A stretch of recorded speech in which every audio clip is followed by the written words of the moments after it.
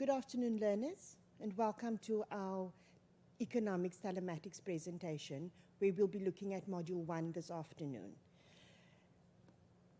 Right, we're going to start off with the economic cycle, and if you look on the screen, we've got a diagram, flow diagram there, where the one we're looking at now, where we have the firms, the government, and the households, shows us the workings of a closed economy. Right, this is the circular flow, and your circular flow shows you the interaction between the economic participants, whether it is your households, business, government, and foreign sector. It also shows us the money flow and the real flow, and also we see how the markets fit in there. When we look at, this is another diagram of the circular flow. This one here shows us the circular flow of an open economy now. And important here to remember the flows that are taking place. Specifically, if you look at where it starts with the consumer, who sell their factors of production via the factor market to the producers. The producers then use those factors of production to produce the goods and services which they sell via the product market to the consumers. And that broken or dotted line there, that is known as the real flow. And then the solid line we see is what we call the money flow. Because we see there that for buying their factors of production, businesses have to pay consumers for these services. The consumers, on the other hand, have to pay the businesses for the goods and services which they got from them. So we've only looked at the outer lining, solid line and broken line. If you see from the consumer and from the producer, we have taxes which they have to pay to the government, which then in return for those taxes, government provides both the consumer and the producer with public goods and services. And with that, you see that taxes is part of your money flow, but it's causing money to leave the flow. So therefore, taxes is known as a leakage, whereas the public goods and services supplied by government to the producers and consumers, known as government spending, that is part of the real flow, and that is also seen as an injection into the economy. We go down to producers in the foreign sector, and we see there that the imports and the exports, we see they are both part of the money flow, whereas imports, that is, we have to pay for those goods and services that we're importing, so that causes money to flow out, so that is known as a leakage, whereas your exports, we receive money for the goods sold to others, so therefore that is then our, that's seen as an injection. So if you look there, for every leakage, there is an injection as well. So it's easy to remember what are your leakages, what are your injections. Just to recap very quickly, your taxes is the leakage, your public goods and services or government spending is the injection. Your imports is the leakage, and your exports, on the other hand, is the injection. Right, so we just look at the equations very quickly. The injections, they are the money that flow in, and there we've got J, which represents the letter which we use to represent injections, is equal to I plus G plus X. And now you should know by now that I is for investment, G is for government spending, and X is for exports. On the other side, we have leakages, and that is L is for leakages, and that consists of savings, taxes, and imports, right? S is for savings, T for taxes, and M for imports. And then to calculate your total income, which is represented by the letter Y, is equal to C plus I plus G plus X minus M. Right, so when doing our calculations, we've got three basic methods which we use to calculate GDP. That is your always remember to remember your three methods to calculate GDP. You remember the word pie, P-I-E. P being the production method, I for the income method, and E for the expenditure method. So let's just take a look at those three methods of calculating very quickly. In order to get to your GDP according to the production method, we look at the various sectors of the economy. So we look at the contribution made by the primary sector, plus the contribution made by the secondary sector, and the contribution made by the tertiary sector. These three added together will then give us our GDP at basic prices, to which we will add our taxes on products and minus our subsidy on products, and that will give us our GDP at market price. Now, very important, you need to remember what is meant by the term GDP at basic prices. GDP at basic prices basically means the cost price for the production of goods and services, whereas your GDP at market prices represents the selling price. So to remember that and to explain that to others, your GDP at basic prices, this is your cost of sales or your cost of production, and your GDP at market prices again is your selling price. That's the price that that consumers are going to pay for those goods and services. The next one, we go on to the income method, and there we look at the factor costs. We look at what it's costing us to employ the factors of production. So we start off with your remuneration, which is your salaries and wages, interest, etc. And then to that, you add your net operating surplus, more commonly known as the profit made. And then we look at the consumption of fixed capital. Now, very important to understand what is meant by the term consumption of fixed capital.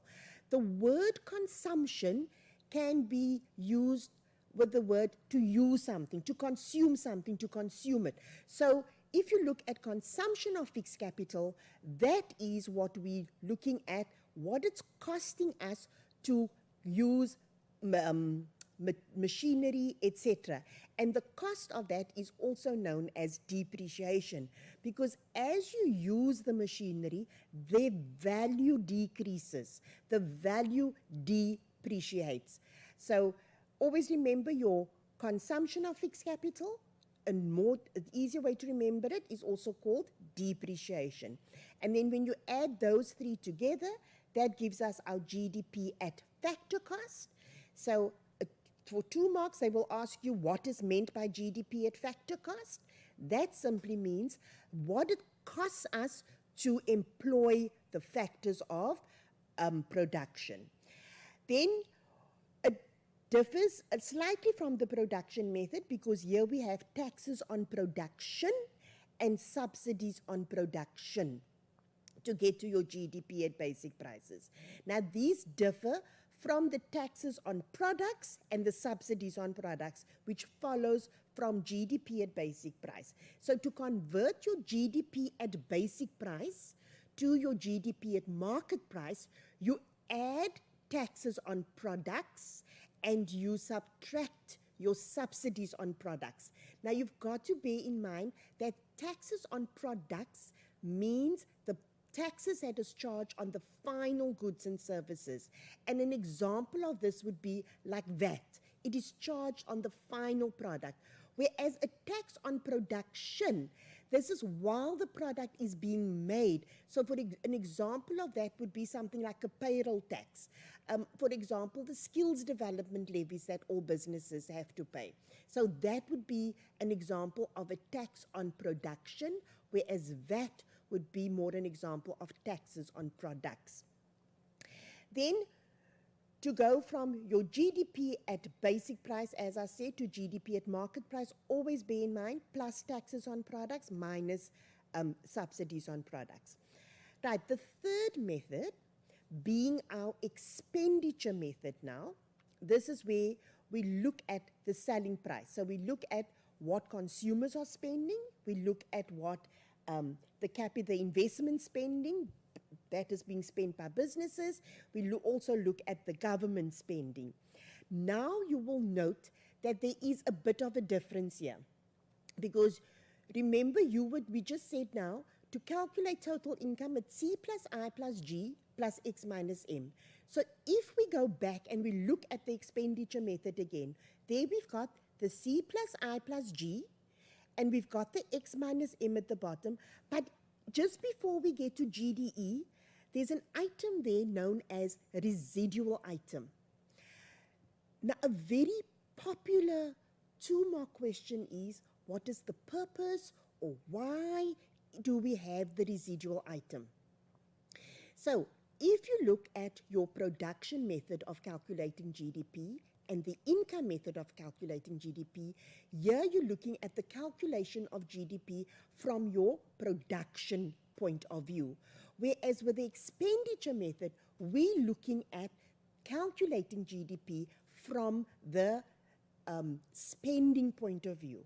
And as you know, you could have manufactured, for example, 10,000 units, but it doesn't mean you're going to sell 10,000 units. So if you sold fewer units than what was produced, automatically that means your expenditure method is going to be lower than your income or production method. So to then balance it, we put in the residual item. So therefore, your residual item is a balancing figure. And the purpose of the balancing figure is to ensure that your GDP at market price, according to the expenditure method, is exactly the same as the GDP at market price calculated in the production or income method as well. So if we find that your residual item can be negative or positive, all that means is that when we've produced 10,000 units, but only 8,000 was sold, so there's a shortage of 2,000, so that means your residual item is going to be positive. But when that residual item is negative, this is problematic, because all that means is that we sold more than what was actually produced. And GDP, as we all know, is what has been produced within the borders of the country within a specific period of time. So it is, you cannot sell units for 10,000. You can't sell 12,000 units if you only produce 10,000 units. So therefore, then that residual item will be negative. Okay, so let's just go back to looking at the expenditure method once again. So as you can see there, it gives you GDE at basic prices, right? It gives you your, and then to your gross domestic expenditure, which is the C plus I plus G, it's either plus or minus for the residual item, depending on whether it is on whether we've sold too little, or if it's negative, meaning there's too much that has been sold. And then to your GDE, which is your gross domestic expenditure, you add your exports minus your imports, and this gives you your GDP at market prices. Right. Then when we go to, from this, we move on now to the multiplier. We've now looked at how the circular flow and how the real flows and the money flows, and how from all of that that's happening shows us how things work within the economy, and we can also then see the income that is generated within the economy. Okay, now we're going to look at the multiplier, and just very quickly, the multiplier, students struggle with this quite a bit. But you need to understand what is meant by multiplier, meaning that something increases, it multiplies. So therefore, when we speak about the multiplier in economics, this is where we look at how a small injection into the economy causes a disproportionate change in the aggregate level of the income. And the way in which we calculate this is we look at K equals to 1 over 1 minus MPC, which is exactly the same as K is equal to 1 over MPS, because MPS plus MPC is equal to 1. Now, very quickly, for those of you who are a bit lost at this moment, MPC means marginal propensity to consume, and MPS is marginal propensity to save. So MPC plus MPS equals 1. And always bear in mind, MPC can never be 0, because no matter what, we all have some expenditures that we have to pay. There are always things that has to be paid. So that MPC is never 0. Right. So what it means is we look at what percentage of their income do consumers spend and what percentage of their income do they save. So to calculate the value of the multiplier, we look back again at the K equals to 1 over 1 minus MPC, which is the same as K equals to 1 over MPS, and that will then give us the value of the multiplier. Now, in order to determine that value of the multiplier, we then take that value and you multiply it by whatever your injection was, which we will look at a bit later in one of the questions that we have done. So very quickly now, I want you to have a look at just this. I don't think you have this in your book, so if you can just look on the screen there at the circular flow diagram.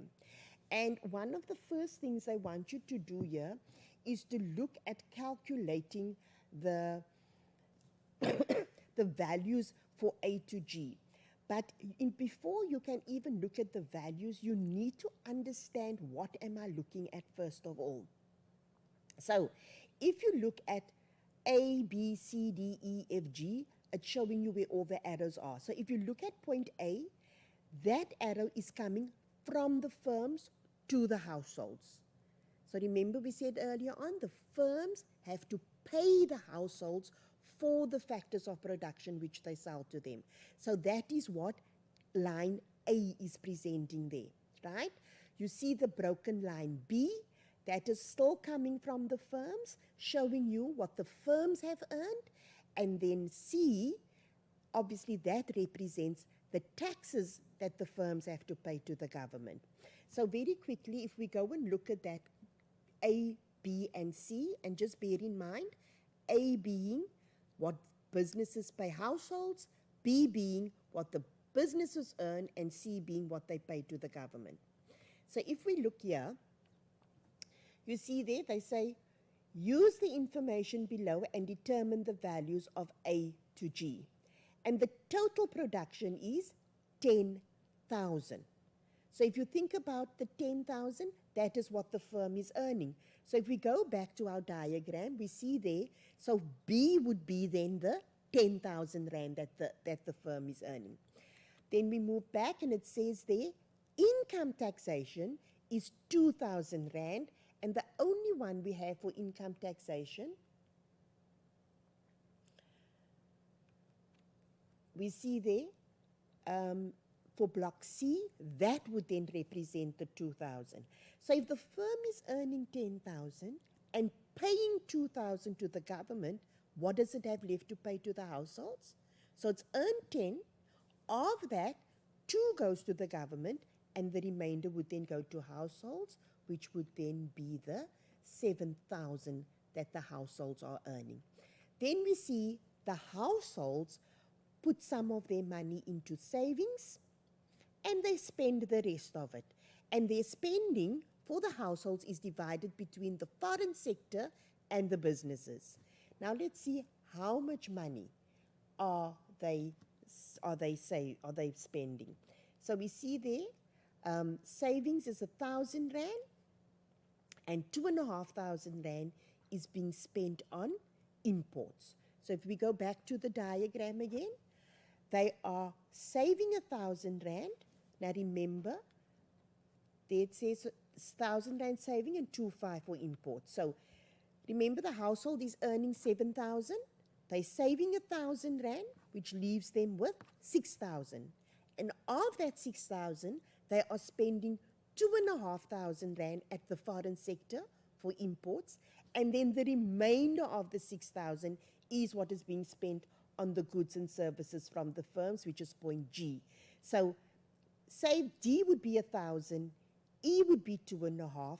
So what does that leave them from the 7,000? That leaves them with 3,500, which will then be the money that will go to G. They will then be spending, 4.5, not 3.5, 2.5, just 7,000 would be the money that they're earning, and then the 1,000, and then they'll have 2.5 to the one and 4.5 to the other. Right, so if we turn to your books, and if you turn to your booklet now, where we will look at the question dealing with the circular flow, right? It says there, study the diagram below and answer the questions that follow. Now, please note, you've seen when we started the session, we had a beautiful picture of the economic flow, right? Which was also a circular flow. You just saw the one before this, the slide before this, we also had circular flow, but represented in a different way. So important is that the circular flow doesn't always look the same, right? However, what goes opposite each other, they always stay the same. So just watch out for that, please. Right, so if we look at the diagram now, they tell us there, flows of factor income, for example, wages, interest, and profits that arise from the production of goods and services. That is from B to A there, and then they've got also the consumption of goods and services. And they tell us there that the leakages are 100 million, the injections, which is 120 million, and there's the MPC is equal to 0.75. So let's have a look at what are the kinds of questions they ask with this. Right, so the first question there says, provide the diagram with an appropriate heading, right? So what are we looking for? What is the diagram that we're looking at? The diagram we are looking at is obviously the circular flow, right? Then the next question, give any injection besides investment. Now remember, I said to you, you can remember your leakages and investment. If you remember the one, you remember the other, and there's 3 of each. So in this instance, they want us to give them an injection, and our injections we said were government spending, investment spending, and the third one is obviously your exports. So there are 3 of them, and they want us to give any other besides investment. So if we take the investment away, you can have one of 2 answers: government spending or government expenditures one, and then the other one would obviously be your exports, right? So you can have either one of those 2 answers there. 2.2.3, identify A and B in the diagram above, okay? So if you look at the diagram once again, we see there, they want us to identify A and identify B. So if you look at A, this is, if you see there, they say from B to A, you see the flows of factor incomes. So A is earning the income, right? And we said earlier on, businesses have to pay consumers for their factors that they sell to them. So therefore, looking at A tells me that's the households, and always opposite to households are the businesses within the circular flow. So I know A is households and B is the business. And then 2.2.4, they're asking you there, how will national income be influenced by the above leakages and injections? So we need to go look at the diagram once again, and we see there the leakages in the diagram is 100 million and the injections is 120 million. So now how does this affect income? Leakages, this is what causes money to flow out. Injections is causing money to flow in. And we see the money coming in is greater than the money that's going out. So therefore, if I look at that question once again, it says, how will national income be influenced? That means that the national income will increase. And then you can, because it's 2 marks, always give a reason. So you will say national income increases because, okay? And what's the reason? The leakages are smaller than the injections, or the injections are greater than the leakages, okay? Question 2.2.5 asks you to calculate the change in national income caused by the investment above, and then they also say show all calculations. Right, so when we go back to that diagram again, they want us to calculate the total that will be income that will be caused by those injections. Right, that takes us now back. So here we are dealing with, if we're calculating the total income as a result of an injection, then I know I'm dealing with a multiplier. So the first step when you do is you need to find what is the value of the multiplier. And therefore, I need my formula. And I remember my formula says 1 over 1 minus MPC. And in the diagram, it tells me there my MPC is 0.75. So therefore, I go 1 over 1 minus 0.75, which is equivalent of 1 divided by 0.25, and then 1 divided by 0.25 will then give me an answer of 4.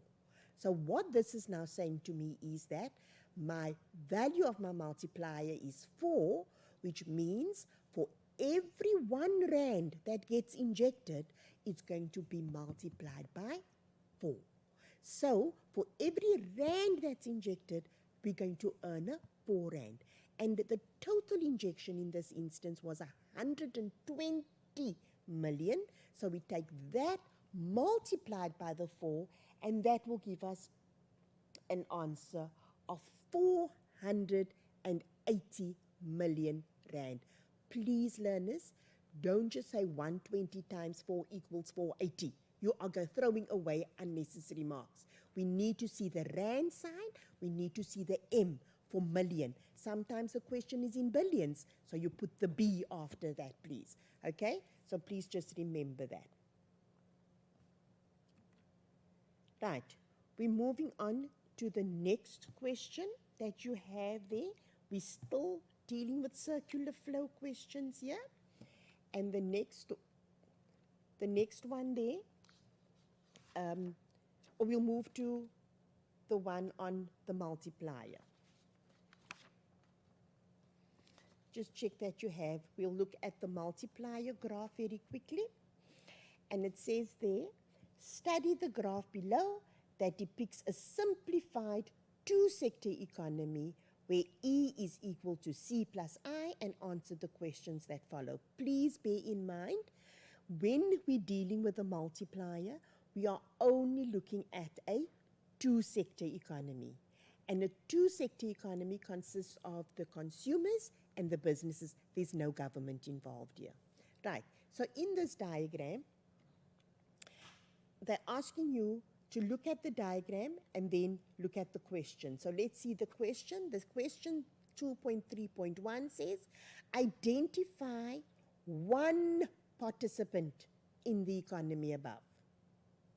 I just say to you now, your 2 participants are the business and the consumers. So you must identify one participant, so either one of those would be correct.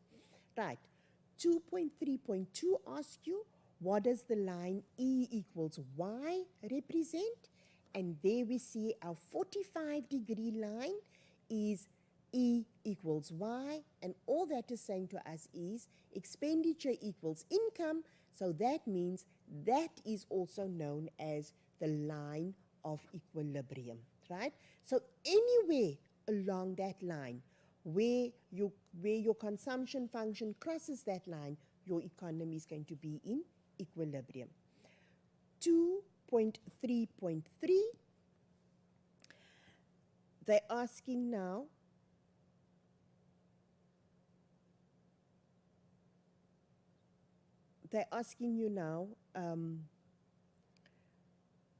calculate the multiplier using the formula. So once again, we need to now use our formula to calculate our. So if we look at the question, it says there 20 plus 0.5y. And the other one says 30 plus 0.5y. So if they didn't tell me, like in the question here, they says calculate the multiplying using the following formula. So they're telling you the marginal propensity to consume is 0.8. But if they did not give you that 0.8 and they asked you to only use the graph, you would then be able to recognize your MPC would be the 0.5, okay?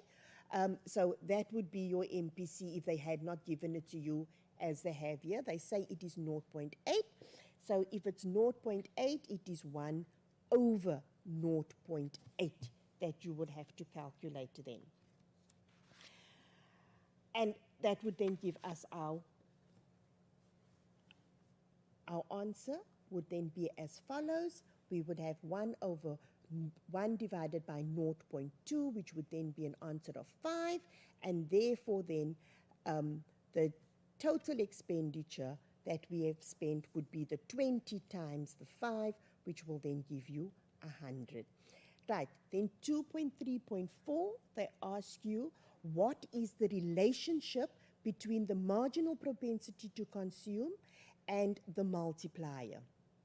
Right, so what you would notice is that every time your MPC increases, you will find that your multiplier also increases, because what it means is as people are spending more money, there is more being multiplied within the economy as well. Okay, so that is basically your relationship between your MPC and your multiplier. Right, now we're moving on to calculations, to the GDP calculations. It says there, study the table below and answer the questions that follows. And there we've got an extract of South Africa's GDP at current prices. And we look at the questions that follows. It says there, define the concept gross domestic product. In my discussion earlier on, I mentioned the definition to you, and by now, because you've done this definition since grade 10, so your definition for GDP is none other than the total value of all goods, of final goods and services produced within the borders of a country within a specific period of time, right? Please, I can't stress this enough. Do not forget to add that last portion, within a specified period of time. That's the difference between 1 and 2 marks in the exam. Right, question 2.2.2, they ask you to calculate the value of A in the table. So if you look at the table there, we've got GDP at market price and we've got GNP at market price. Right. So to convert your GDP at market price to GNP at market price, we've got to add the primary income from the rest of the world, which means we've now calculated the GDP at market price inside. So now we want to go from GDP to GNP. So now we look at who are the South Africans working outside of the country and we add them in. And then we look at all the foreigners inside the country and we subtract them, okay? So that would mean you would have gone 3155,195 plus 48,501 minus X, because we don't know what A is equal to 30,851 188. And this is where your maths knowledge now comes into play. So now we're going to solve for x. So all that means is it's 3085, 188 minus the other two totals, which will then give us a final answer of 87593 million rand. Okay, please don't forget the rand sign and the M for million. Right, 2.2.3, they ask us there, give an example of a primary income from the rest of the world. Please read your questions carefully. I know that you feel rushed in a test or an exam, but it is important that you use a highlighter and highlight so that you know exactly what is being asked, okay? So the question here asks us an example of primary income from the rest of the world. So this means we are looking at somebody from South Africa that is working outside our borders, and that can be anywhere. It could be London, America, doesn't matter where they're working, okay? But that question could also be turned around to give an example of primary income to the rest of the world. So just be careful when doing these questions. 2.2.4 says, explain the difference between current prices and constant prices.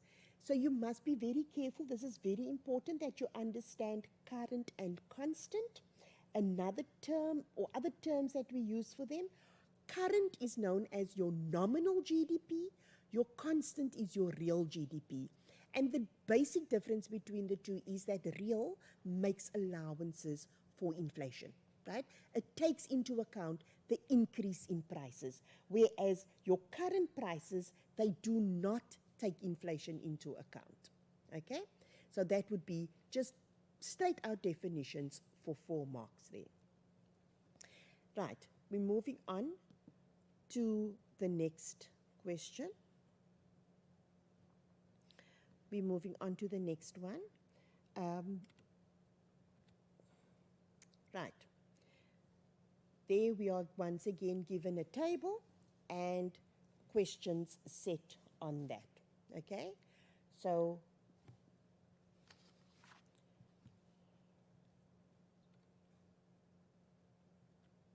right. The first question says, which method of calculating GDP is reflected in the above table? Now, earlier on, we looked at the 3 methods, and I said you remember pi. So there's production, income, and expenditure. Right. So to understand which method, I need to look at what are they using for the calculation. They're using consumption expenditure by household. They're using gross fixed capital formation, and there's residual item in there as well. So immediately I know now that here I am dealing with the expenditure method of calculating GDP. So I'm going to now find the expenditure method is the correct answer for that first question there. Which method?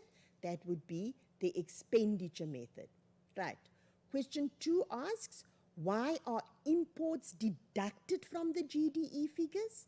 So obviously, imports are deducted because what did we say when I was doing the circular flow with you? What did we say? What is imports? They are a leakage and they cause money to flow out of the economy or out of the flow. So therefore, we deduct that from our gross domestic expenditure, right? Because this is money that is leaving the flow.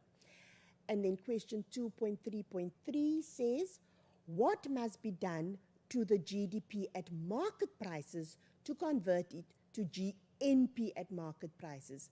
Now, earlier on, we just had that question earlier on, but in a different way.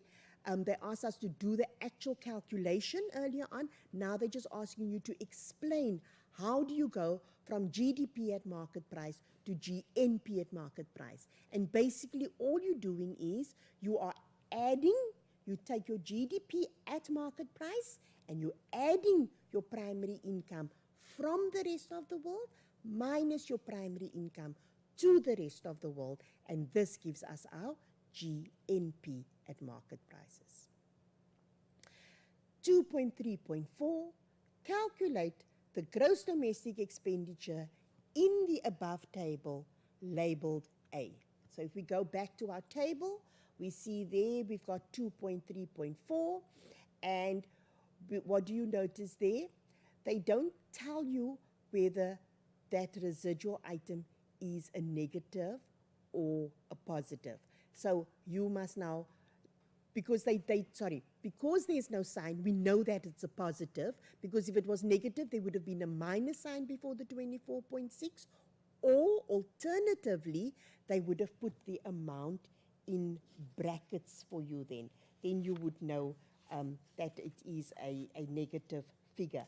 So all you have to do now to get that answer is to add all those totals together in order to get the final answer for our GDE.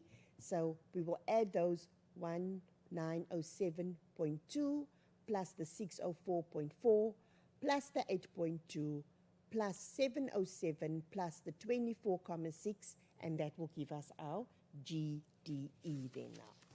Okay? Right, and there is the answer, 3251.4 billion is the correct answer that you would get there. Okay?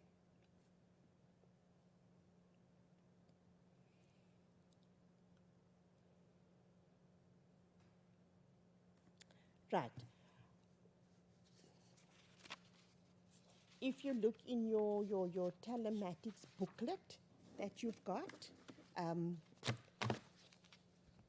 that there's some questions there that we haven't gone through.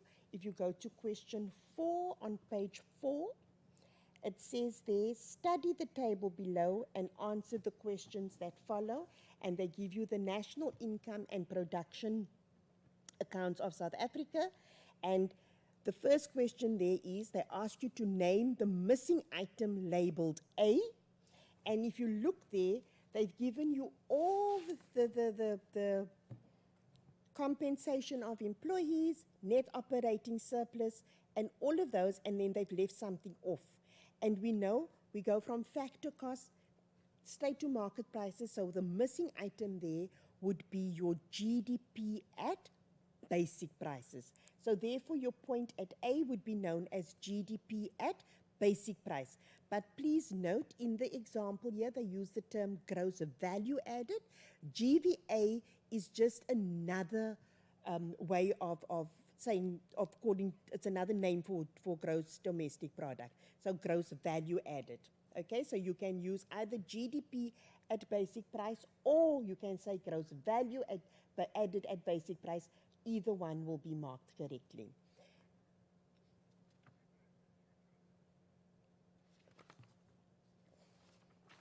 Right, then we move on to the next question. The question 4.2 says, define the term gross domestic product. So you see, once again, we have that same question being repeated again. Okay, we have the same question being repeated. So 4.2 is, like we said earlier on, it is the value of all final goods and services that are produced within the borders of a country. 4.4, they ask you to calculate GDP at market price, and the label there is B. So what do? We take our 2820,262 plus our taxation on products minus the subsidies on products to then give us our final answer for GDP at market price, which will be 31,38980. I'll just say that again, 31,38980 would be that answer.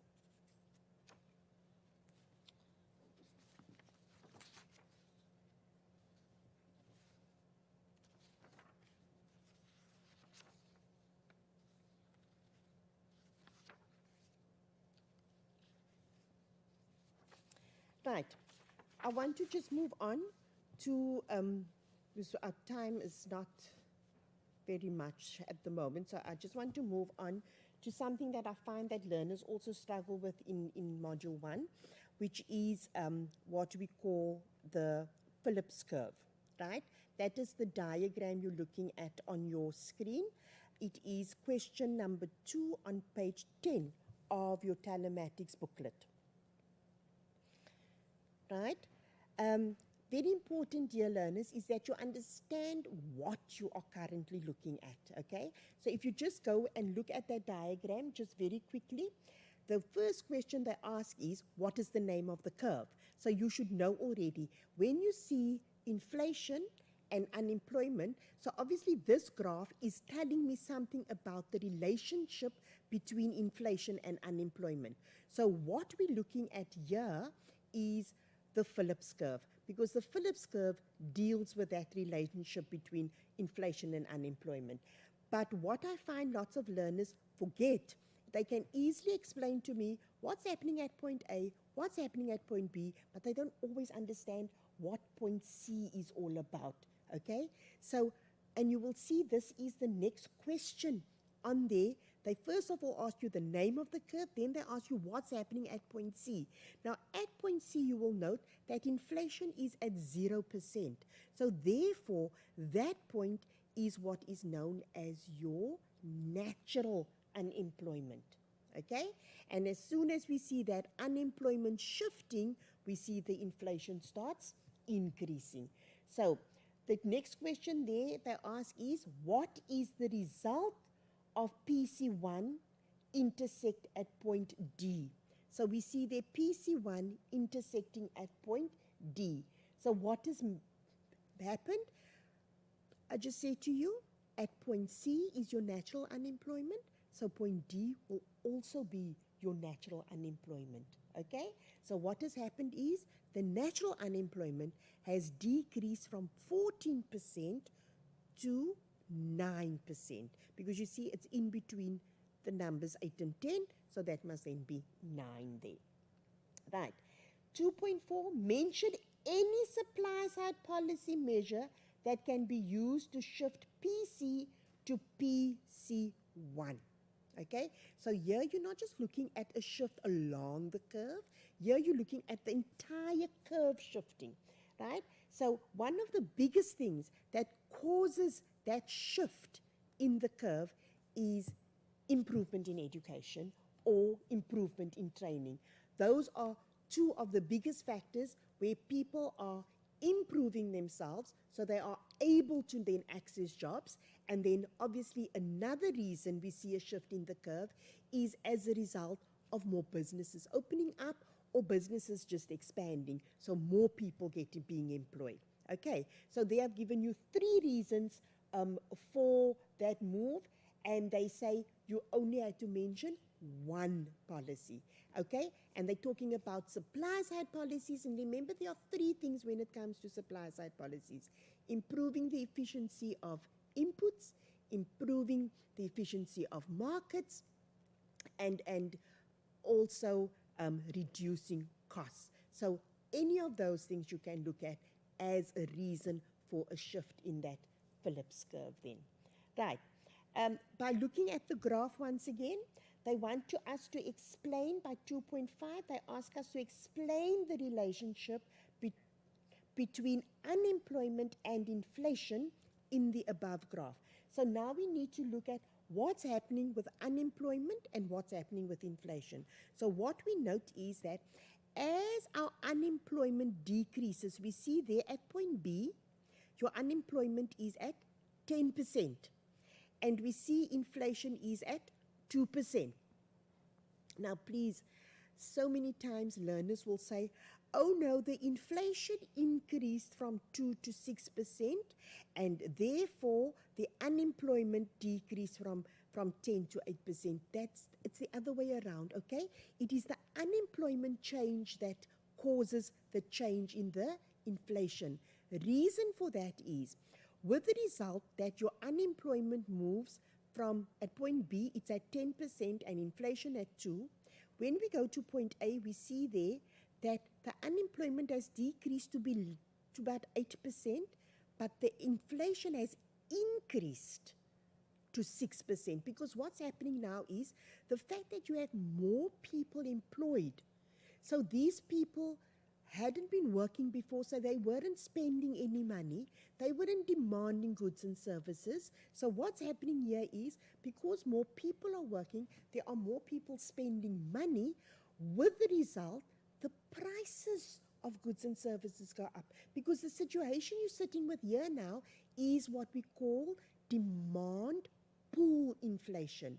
Because what's happening is, because consumers are spending, they are now causing the prices of goods and services to increase as well. Okay, so please remember, when you're talking about what's happening here, the change is the unemployment first, which then causes the change in the inflation to take place. Okay, right.